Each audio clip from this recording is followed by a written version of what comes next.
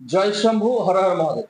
আজ আমি যে টোটকাটি আপনাদের মধ্যে দিতে চলেছি, এই টোটকাটি যদি আপনি পালন করেন, তাহলে সকলে আপনার প্রতি আকৃষ্ট থাকবে এবং এর ফলস্বরূপ আপনাকে শ্রদ্ধা করবে, সম্মান করবে, ভালোবাসবে এবং স্নেহ করবে।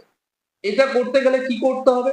না, তো প্রথমত আপনাকে এমন একটা গোয়াল ঘর জোগাড় করতে হবে, যে গোয়াল ঘরটার মধ্যে দেখবেন গরুর চুনা বাতি আছে।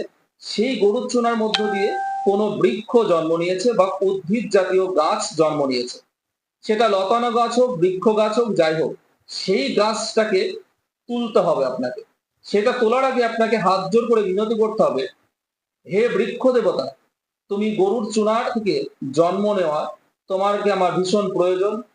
তোমাকে আমি নিতে চাইছি, তুমি আমাকে অনুমতি প্রদান করো। করার পরে সেটাকে আপনি ধূপকাঠি জ্বালাবেন। অবশ্যই শুদ্ধ আচরণে করতে হবে, স্নান করে করতে হবে। এটা শনি, মঙ্গলবার বা রবিবার হলে অতি উত্তম হয়। তাছাড়া অন্যদিন হলেও অসুবিধা নেই। এ থেকে তুলে নিয়ে আসার পরে সেই গাছটাকে আপনাকে বাটবেন বা পেষণ করবেন। করার পরে সেটির রস আপনি আপনার ললাটে বা কপালে ধারণ করবেন তিলক হিসাবে।